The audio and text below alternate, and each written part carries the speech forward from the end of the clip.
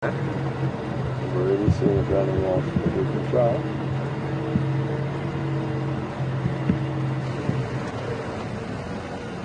Oh, not well. No. Well done. You would have got a glimpse of the common duiker or grey duiker that Andrew spotted there.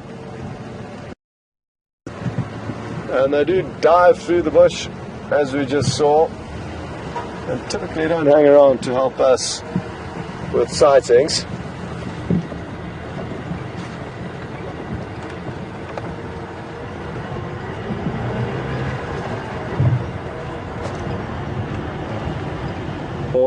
The marula fruits are exceptionally high in vitamin C, and I guess that's what the elephants love. They're also sweet and will contain a lot of sugars, like most fruits. But it's mainly the month of January that you see them feeding on them, depending. But this year it was January that the fruits ripened. And they'll have to wait now until next January to feed on the fruits of this tree. Interestingly also, just so that you know, not all marula fruits will bear, marula trees will bear fruits. It's just the females, so you get males and females, and understandably the males do not bear the fruits and the females do.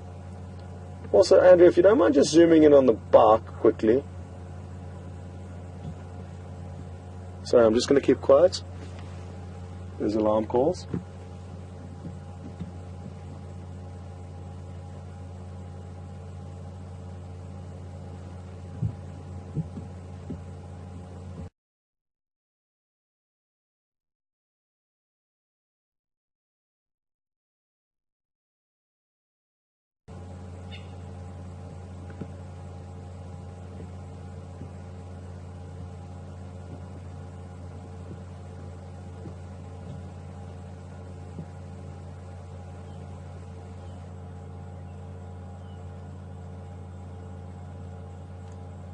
I could hear some kudu alarm calling. I think I know roughly where they are.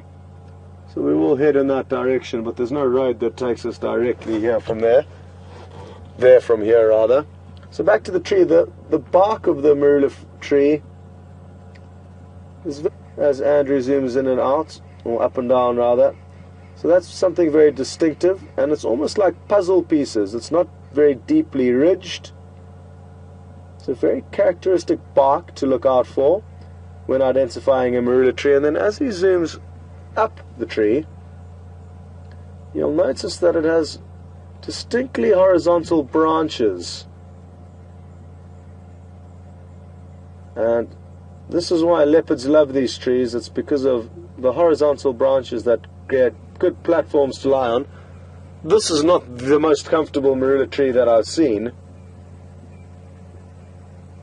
but it certainly is a marula tree, and it does have some horizontal branches. So that's something else to look for when identifying marula trees. Okay, we're going to continue. Even those alarm calls were not very intense and quite far from where we are. We've got nothing else to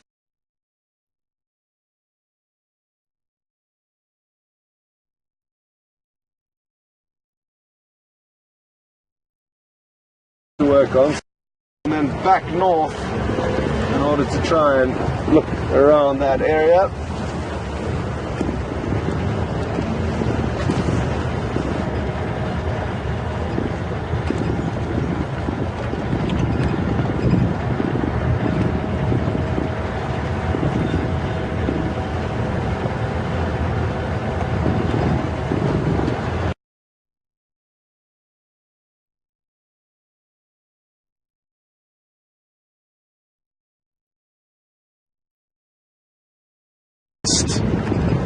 And this is a small link road.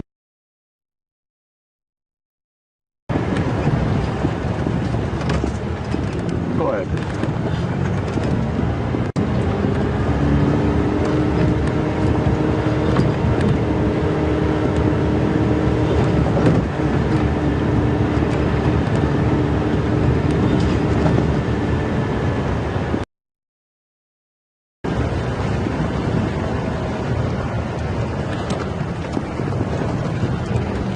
Go again with where they're from.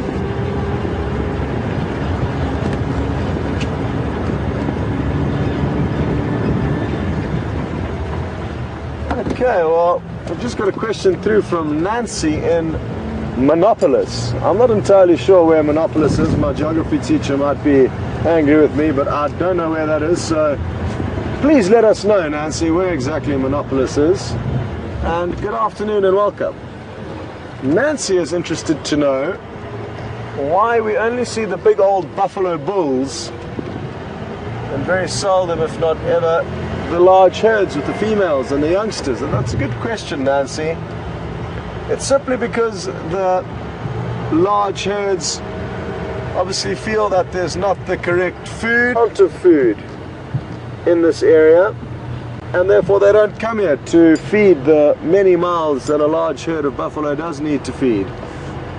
The large older bulls that are kind of semi-retired don't have to worry about feeding hundreds of mouths and growing buffalo, and they can survive just eating the small bits and pieces that they find around Djuma. But the large herds will typically need more open grassy areas than we do have on Djuma. They have passed through in December a few times, and I'm guessing will come back at some stage as it continues to dry up in the winter, and they may exhaust food sources elsewhere.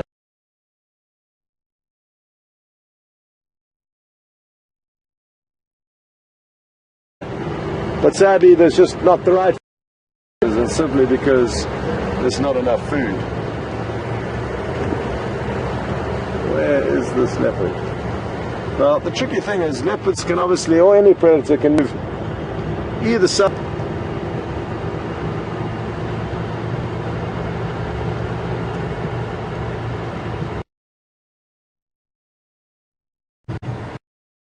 Sure.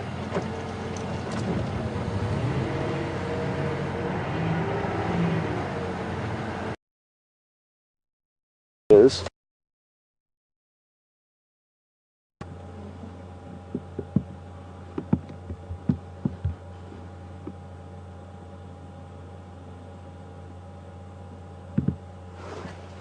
I'm not entirely sure, but it looks like a warbird eagle. It's not a great view. I was hoping it was an owl. So we shall continue.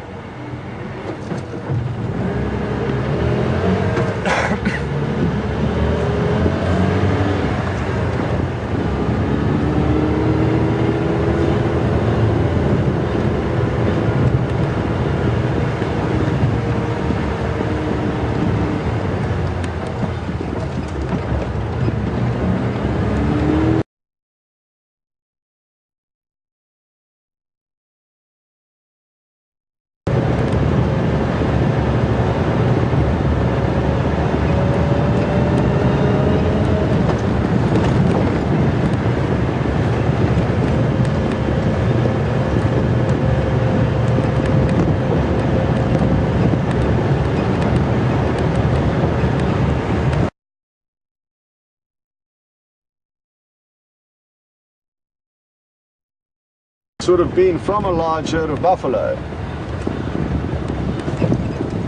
Yeah.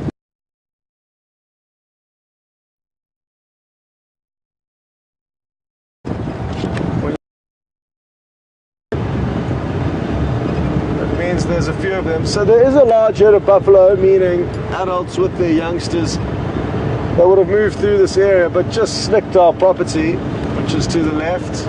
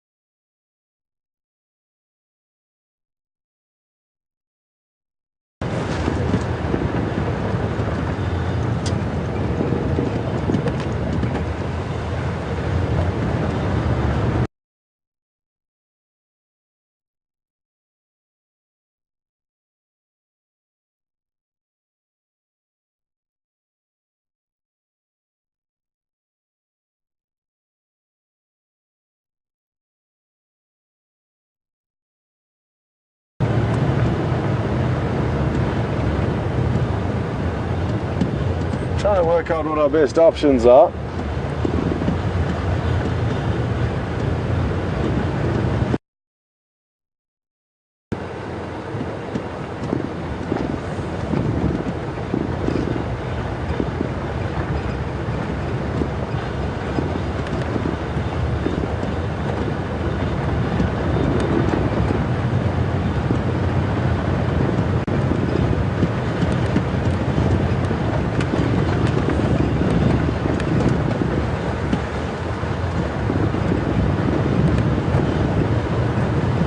Yeah, we couldn't establish what caused that problem. We just had to turn the camera on and off to fix it. Okay. So folks, we're just having some trouble with the focus, so we're just going to have to turn off the camera and jiggle a few things around in order to get the focus corrected. So just give us a few moments and we will be back up and running.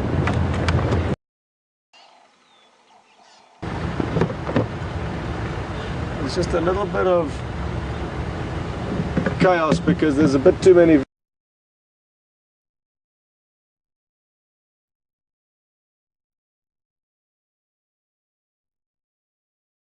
vehicles there at the moment, so we're kind of going to have to hang back a little bit, which is fine. I'm in no rush and there's no hurry.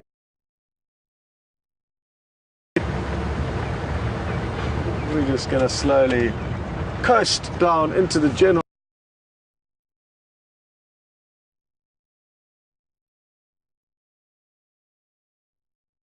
south. They have got up, moved a little bit, gone back to sleep, moved a little bit, gone back to sleep, excuse me, which is typical behavior for lions. They don't just wake up and start marching just like us in the morning. It takes a little bit of warming up, and especially when they are full of food, they can be even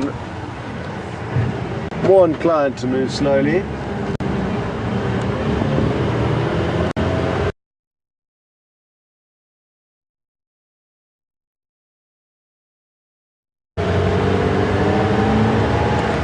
But good prospects, possibly not for this evening, maybe. If we're lucky, they'll cross on this evening. But I'm hoping tomorrow they will be somewhere on our property performing for us.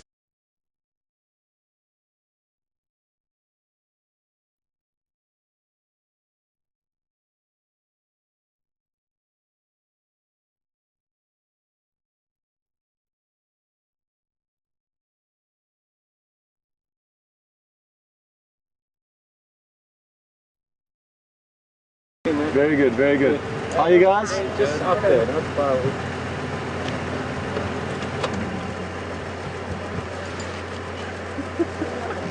I get to do it here. I mean, Aubrey is going to hold the lock since I'm out, so just for you guys to get an idea if they stood up where they're going to go. Okay, cool. But they're not far away from the big jiggle bear on the other side. So okay, cool. Off of them. Okay. They've been in club region, so they're just London hunters. Okay. But thanks. like I said, the mobile south and you're able to see. Thanks.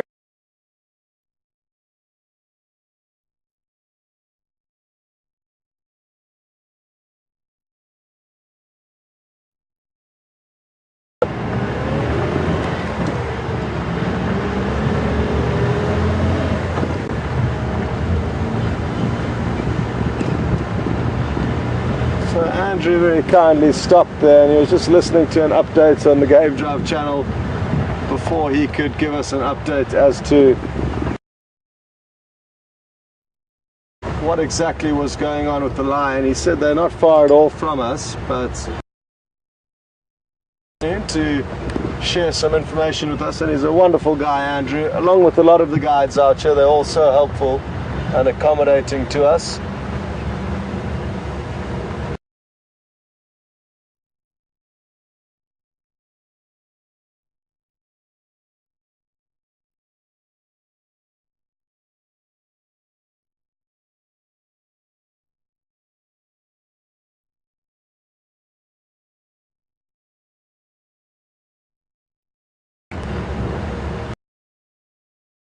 And I noticed Andrew's got the spotlights out behind me and is scanning running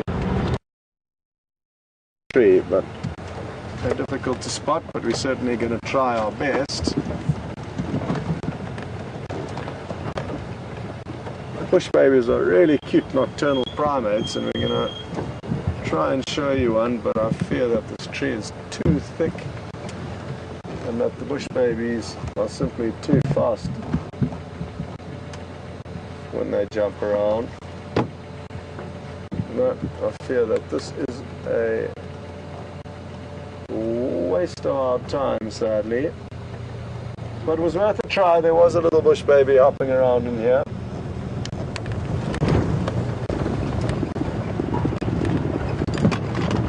It seems to be just one of those afternoons when the animals are about, but they're just not in the places where you want them to be.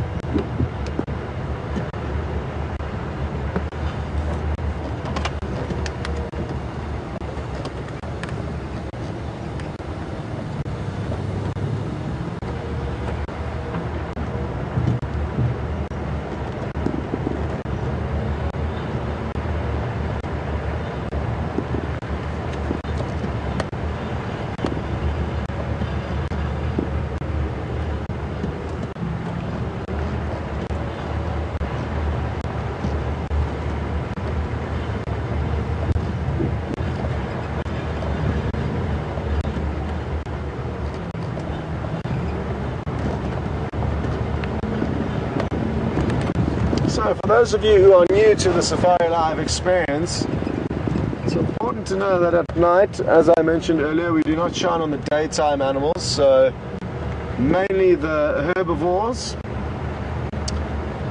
that we will not shine on, and that's to make sure that we don't leave them blinded and discombobulated, as we don't know if there are any predators around the next corner that may influence what they do. And I've just turned off my headlights now because there was a scrub hare close to the road, so that's why I dimmed the light so that we didn't blind the scrub hare. So we try as much as possible to not shine on those animals and only on the animals whose eyes are designed to see in the dark.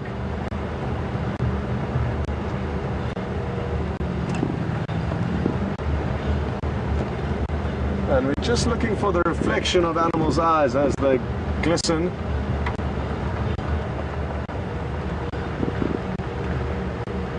And that is why we can shine the spotlights almost what appears to be haphazardly from side to side, as it's just the reflection we need to see before stopping to assess exactly what animal has caused that reflection of its eyes, from its eyes.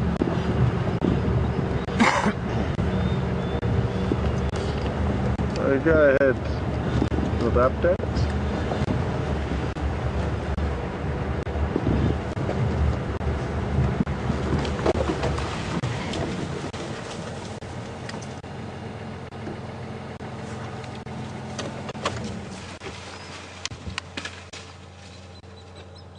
Oh, it's very interesting.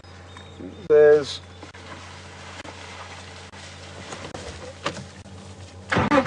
a message that's just come through saying there's noisy elephants just next to Djuma, and there's some buffalo that you can hear in the bushes here, and I think it could have been that there's some buffaloes that are fighting.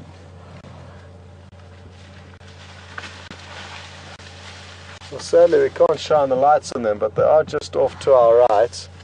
I'm just going to try and cast a very dim light over them, but that's not working well. But I think it's, and thanks very much for that report to whoever did send it through. But I think it's two buffalo that are fighting and not in fact elephants.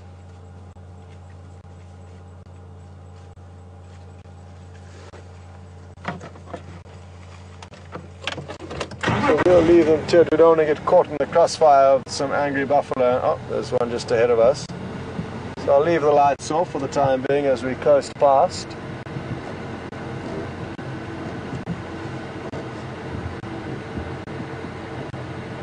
But again, thank you very much for that update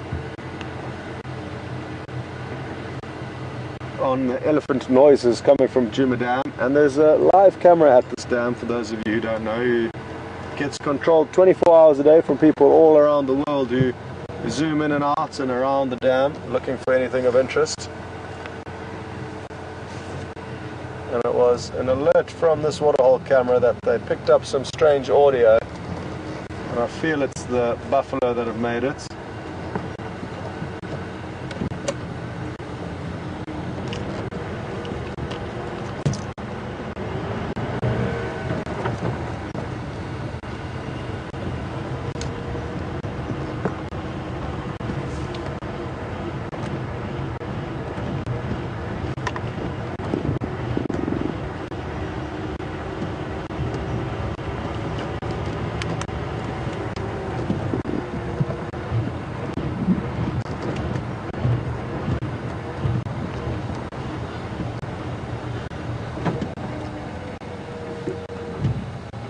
Okay, Andrew, it's going to be tricky, but we can only try. There's a bush baby jumping around again in this tree. There's actually, is it one or two? No, it's definitely one. Well done, Andrew. So that's who we were looking for earlier, a small nocturnal primate called a bush baby. And they really are such cute little creatures. They've got this incredible ability to spring from branch to branch, and that's why I've sadly left Andrew behind as this bush baby sprung from side to side. And we can creep forward a little bit and see if we can't get another closer view, but they can jump huge distances. I would even hazard 10-12 feet as an easy length for them to jump in the dark from one little branch to another.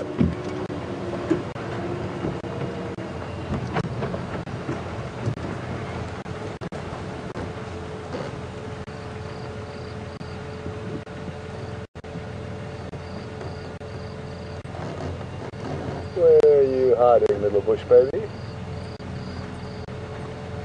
Oh well, we did have a good glimpse of it, and sadly they do just move such great distances in such a short space of time.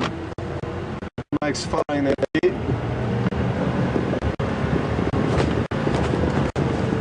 But I'm glad we got to share with you a glimpse of one of the smaller, less seen nocturnal characters we find here at Djuma. Go ahead.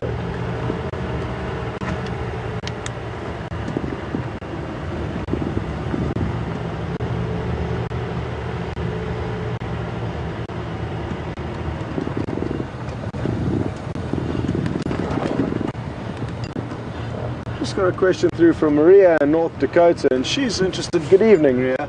She is interested to know what bats we get in this area, and it's mainly insect-eating bats, not fruit-eating bats. But that's about all I can tell you. It's the insect eaters we get, not the fruit eaters. So sadly, that is all I know about the bats of this area.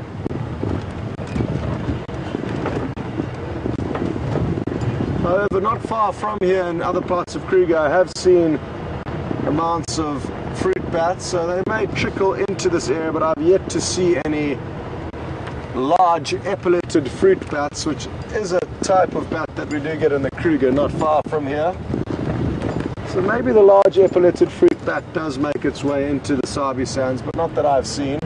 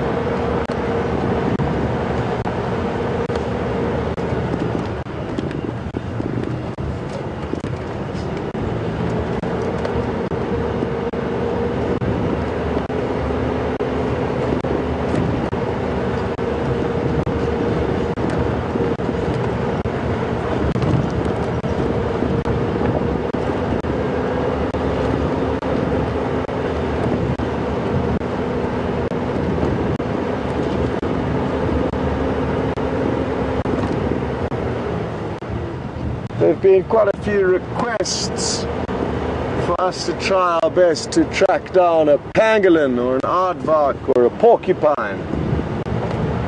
All nocturnal animals that we see very rarely in what would have been 4 years now spent in this area. I've seen one pangolin, and even though they are predominantly nocturnal, they do move during the day, and I saw my one during the day. And that was at the end of my 3.5-year stint at a camp here.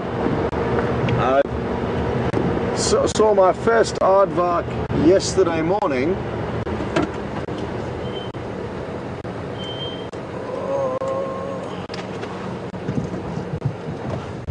There's another bush baby, but this one was too quick. There's still hope. We may be able to see it.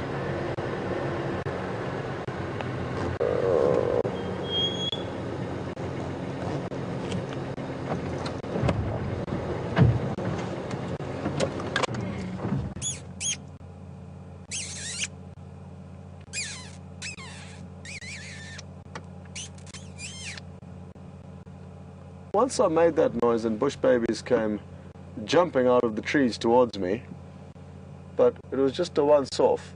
So I was just trying to see if that little squeaking noise would attract this one, but I obviously just got lucky once upon a time. And it's just sitting in amongst those. Oh, there, it's just jumped.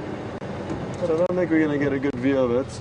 It's just in the bush that's simply too thick, and it seems to be a little bit shy, so we'll leave it to its own devices. As I was saying, the first aardvark that I've seen in the Sabi Sands was yesterday morning. It was being fed on initially by a leopard, and then some hyena came in to finish it off, so that was the only aardvark I've seen, and it was dead. Porcupine I've seen very few times, but probably a handful in my time here. So all three of those animals, very difficult ones to see, but there certainly is a chance of seeing them because we're out here in amongst it. And that's the only way to increase your likelihood of seeing anything, is to be here.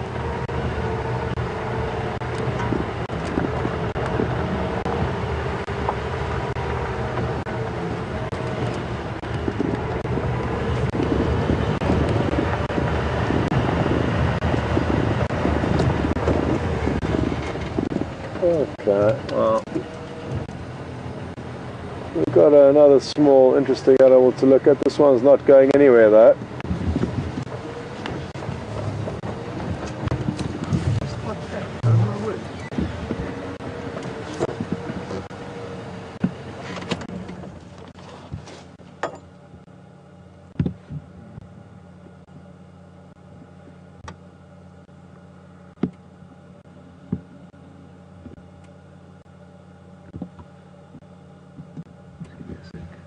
Cool.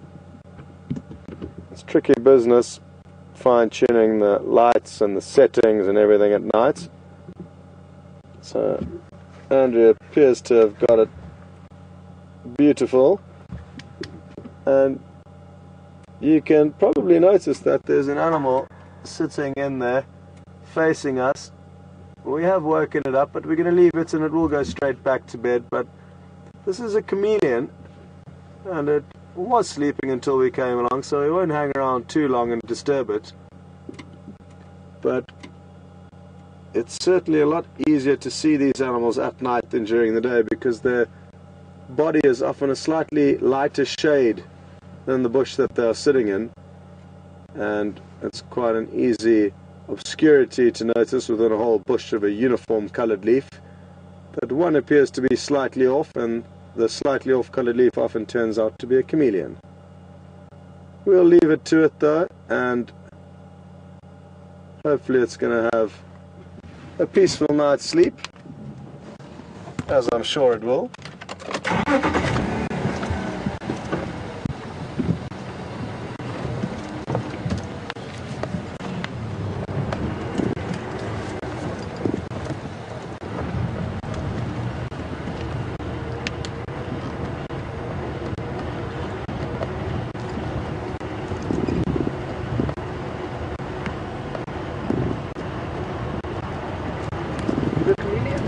certain trees to sit in? Good question, Andrew. Andrew's just asked if the chameleons prefer sitting in different trees, and I'm sure depending on which trees are flowering and fruiting, that may have an influence at that specific time of the year, because the more bugs being attracted to any given tree would obviously be a more likely place for a chameleon to base itself, where there are lots of kills that are available to be made. But I haven't noticed that these chameleons, which are the flap-necked chameleon, the only chameleon we get in this area of South Africa, and they don't have any specific favorites.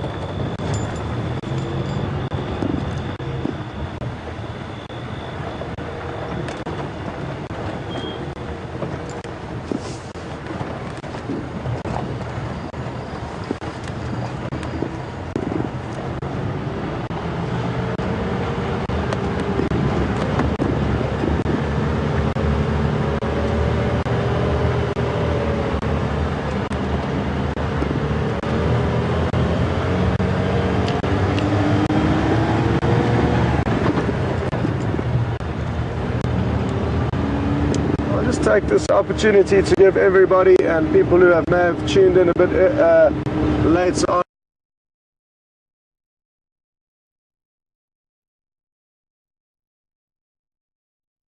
on this afternoon's broadcast that as of tomorrow we will be changing the times for the live safaris. 6:30 Central African Time morning starts until 9:30, and 3 p.m. Central African Time until 6 p.m. Central African Time afternoon drive. And the reason for that is because spending too much time out after dark can be counterproductive, as it's difficult to see animals at night, and there's a lot less typically to talk about unless you get lucky.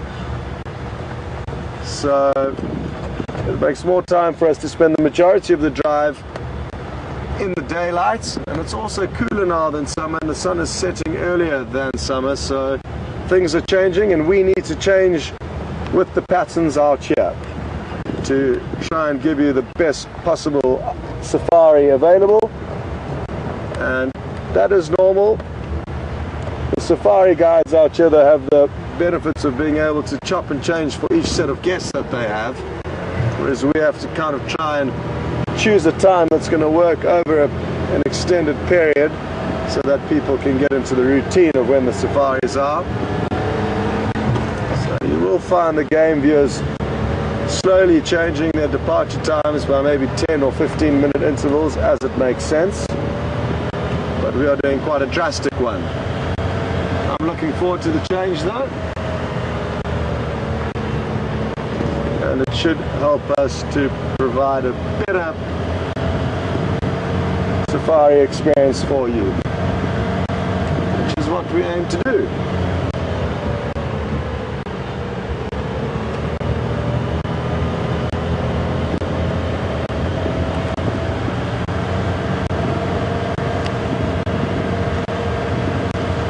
All good there?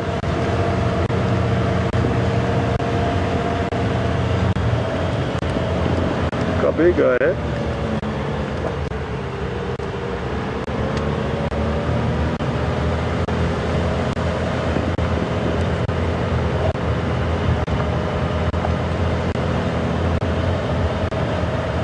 question through from Donna in Missouri. Good evening, Donna, and welcome on board with us. Hope everything is well in Missouri.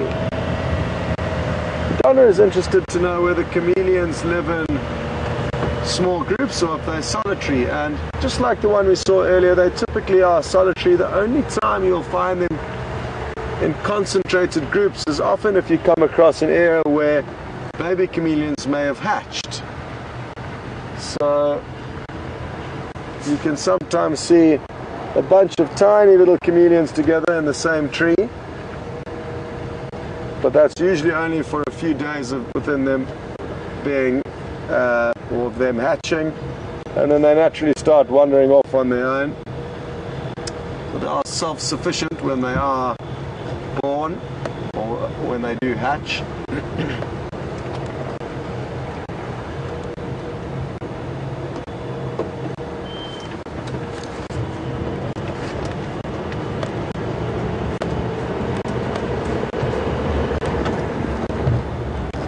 Now, I speak for the chameleons that I know of, and possibly in other parts of Africa or the world you'll find chameleons that do live communally, but the chameleons that I've seen in Southern Africa and East Africa are all solitary. Obviously they'll need to join up for mating, but that will just be two of them and it won't be for extended periods of time.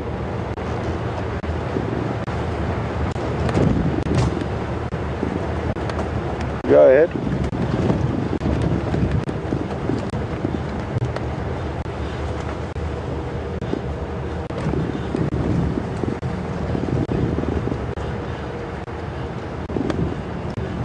Confirm Maria. Okay, we've got a question through from Ria, and Ria's interested. Good evening, Ria.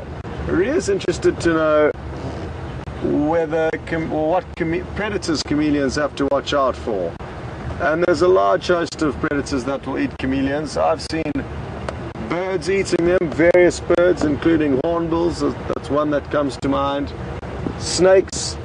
Mark actually saw and managed to capture footage of a type of snake called a boomslang, meaning a tree snake feeding on a chameleon, and I've seen that as well before.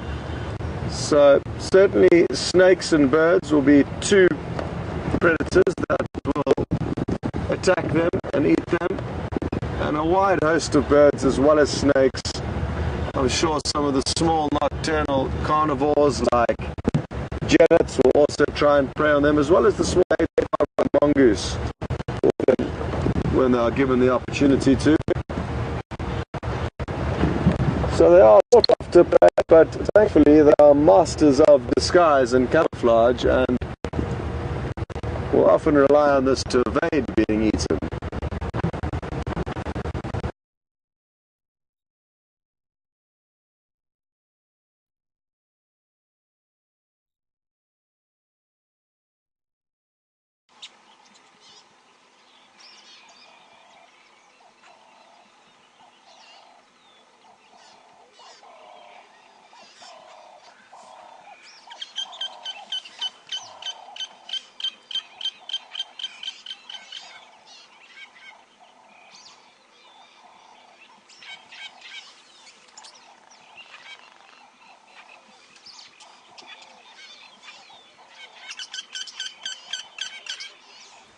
Hello everyone.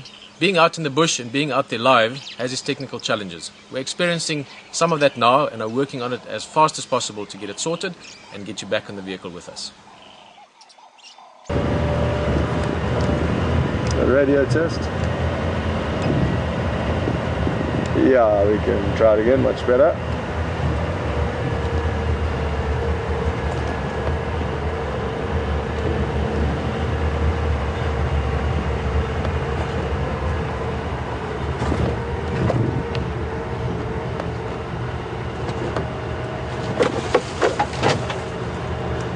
Just got a good question through from Christy in Oklahoma.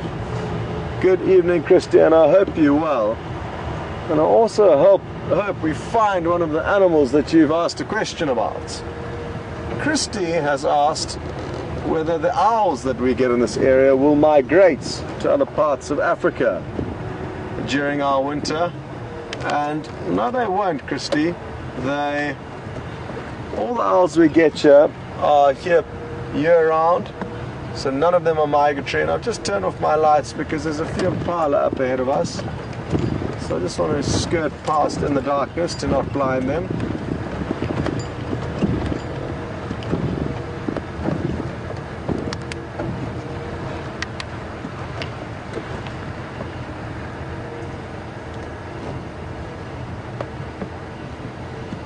So sadly, no, Christy, that's not an excuse we can use for not showing you owls. They haven't left. They should all still be here. Where, I don't know. But we are looking, and hopefully they're going to pop out shortly.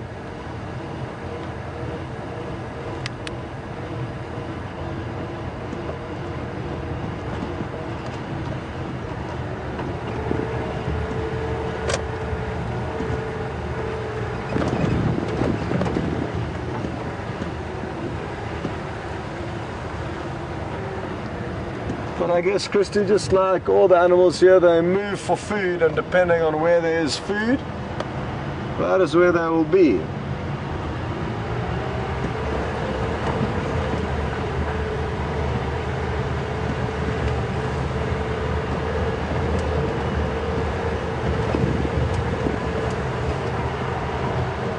Go ahead.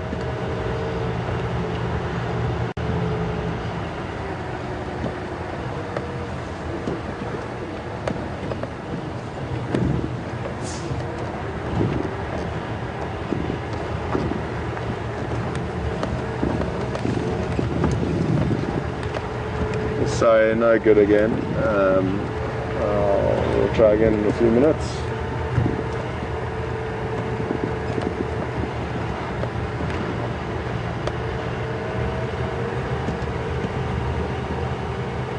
This is scrappy again.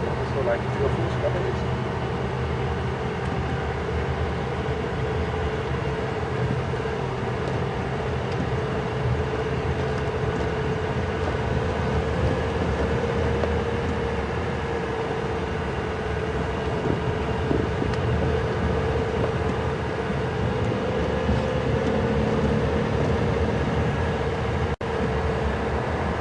Checking a lot of the dead trees as we drive past, hoping to find an owl in there, Christy, and all of you.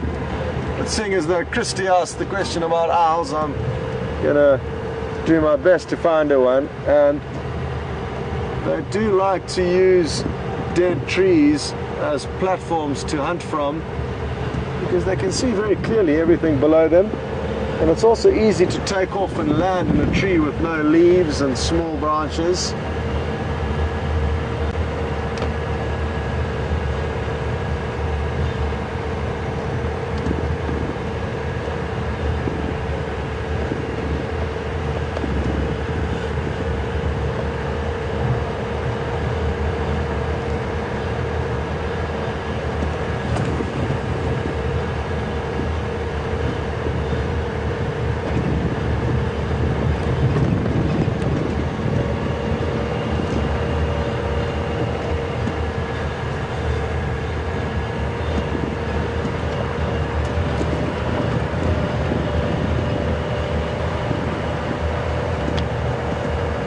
Yeah, we can try again.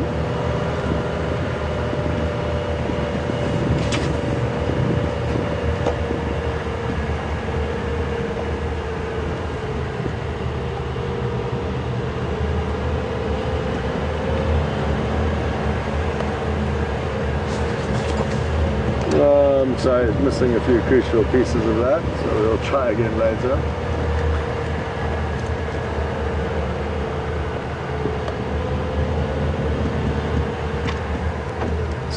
But the radio is letting us down, and therefore I cannot hear the whole part of the message. So apologies for that, but it is what it is, and I just thought I'd keep you updated as to what's going on.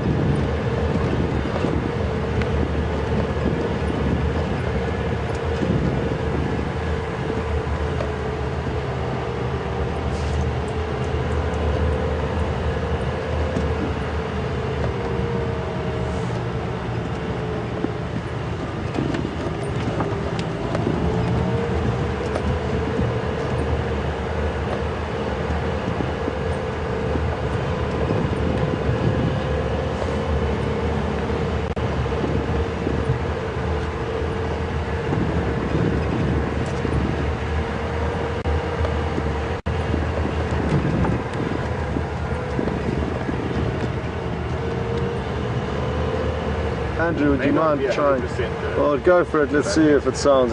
Liberty and Canada is also lion or leopard. Yeah. Lion or leopard will kill their own, consume their own young under any circumstance, or their own kind. Not sure if it's own kind or their young.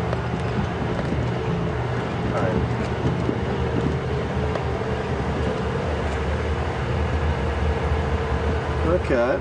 Well, that's an interesting question, and I'm not sure I understand exactly what you're asking for, Liberty, in Canada. But good evening. And yes, lion will kill and occasionally feed on other lion, and leopard will do the same. I've seen both animals doing it, and I've even seen a female leopard feeding on one of her cubs that was killed by a male leopard. So yes, they will.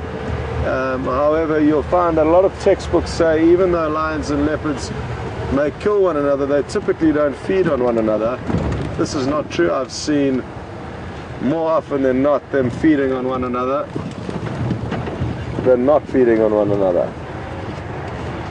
So yes, they do.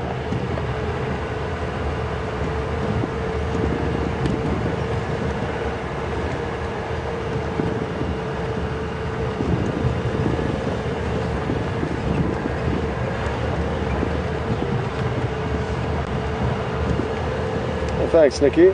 And Nikki's just reminded me that the Birmingham boys, a coalition of 5 male lions that we did see in kind of December and January. We haven't seen them very much since then. But it's a coalition of 5 younger male lions, and they killed the lioness and did feed on parts of her. And that was here in the Sabi Sands, not far from where we are, but sadly not where we are allowed to actually go.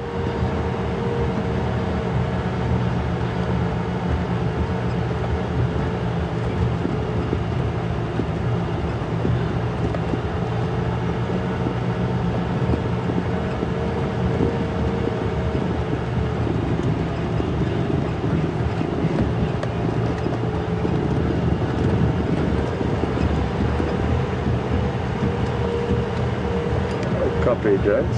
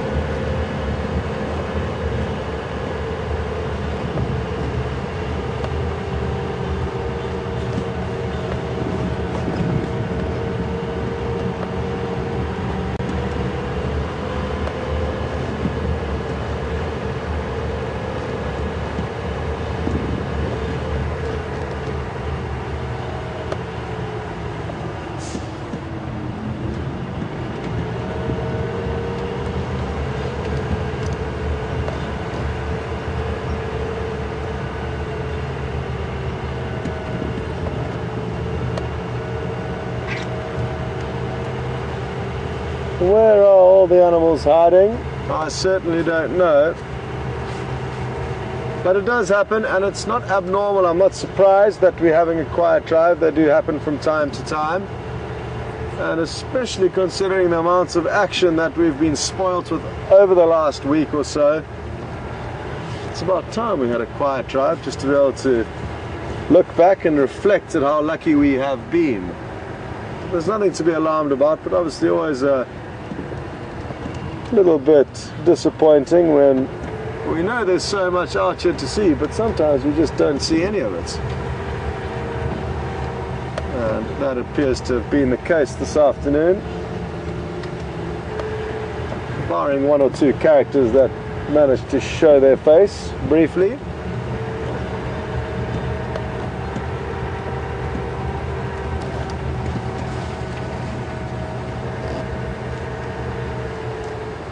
Go ahead.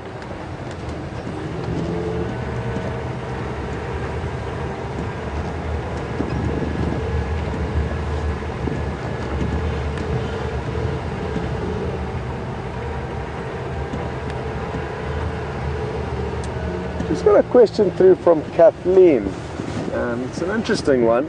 Good evening, Kathleen, and hope you're having a good evening or morning wherever you are.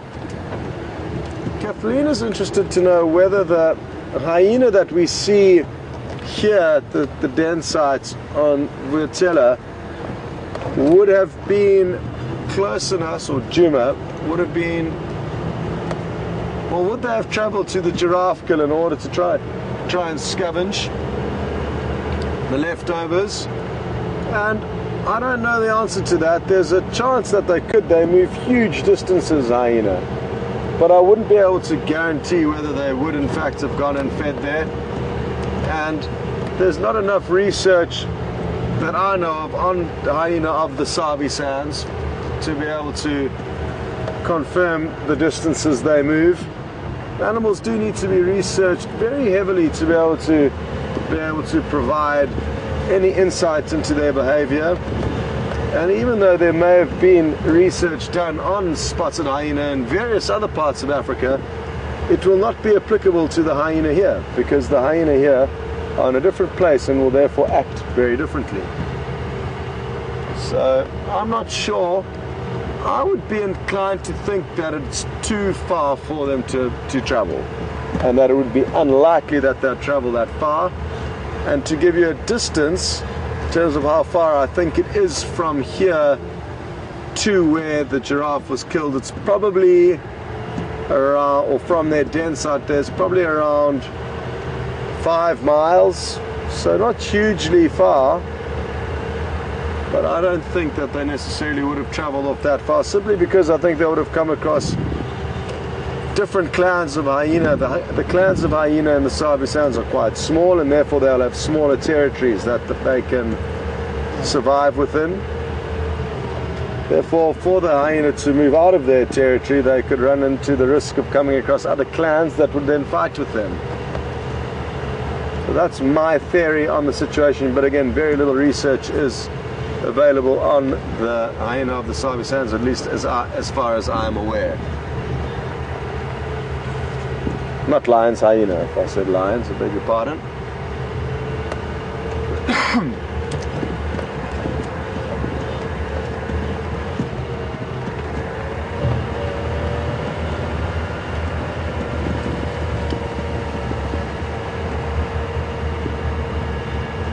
Occasionally we will take out people like Nikki who are stuck in the final control room to go out and see the animals in the flesh. And go on little joy rides, and thankfully in winter it is cooler and more enjoyable to do it than it would be in summer. In summer it's unbearably hot in the middle of the day, and therefore it wouldn't be comfortable to go out in between the drives. But yes, we do occasionally take out the other crew members and just go out for our own enjoyment, because this is after all our job, and it's nice to go out without a camera on the back and having to think about what we're going to say. So we certainly do go out occasionally just for our own personal enjoyment, and it's definitely one of the perks of the job, being able to head out between the drives at any wilderness camp where you may find yourself working, and go out and enjoy the bush to yourself, not necessarily with your guests, and most guides will do that.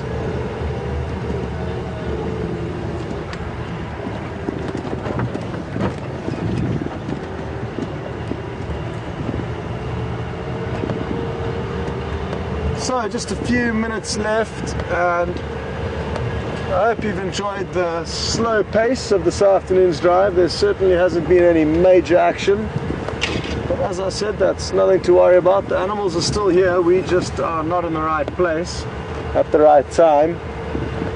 And I'm hoping our second vehicle will be up and running tomorrow morning. The mechanic said he would do his best and work late into the night if need be to try and get it fixed, but it may need a little bit more work done in the morning. So that's an update on the second vehicle. And then just one last reminder, tomorrow morning's drive will be starting half an hour later than normal. So we're going to be kicking off at 6:30 Central African time and then continuing for 3 hours until 9:30. So do bear that in mind and tell your friends, spread the word so that nobody is wasting their time half an hour early. And tomorrow afternoon we will be going out 1 hour earlier in the afternoon.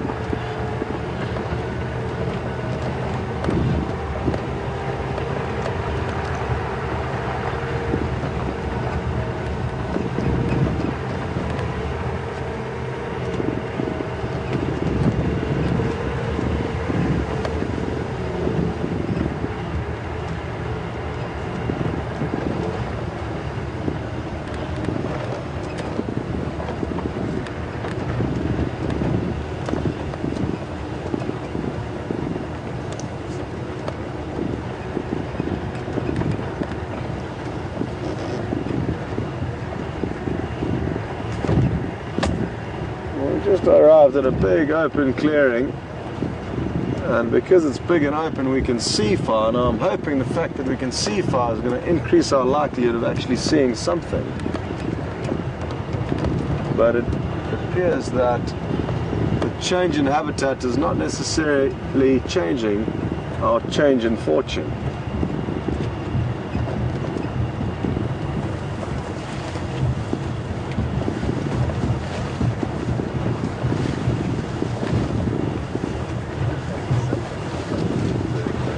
No worries. So Andrew had spotted something, probably a bird, and I'm guessing it would have been a nightjar.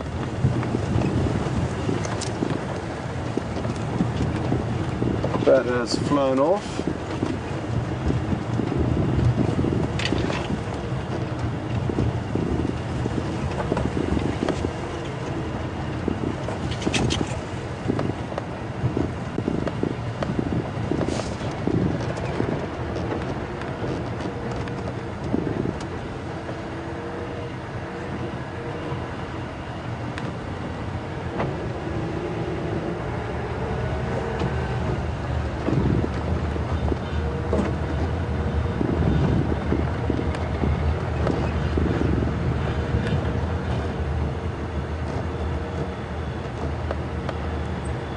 Well folks, thanks so much for joining us this evening, and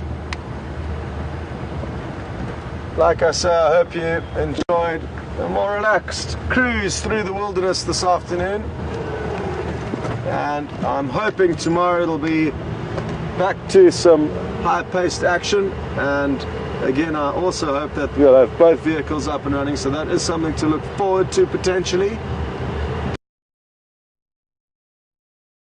Have a good day depending on where you are, and thanks to Andrew on camera and to Nikki in the final control. From us here at Djuma in the Sabi Sand, South Africa, good night till next time.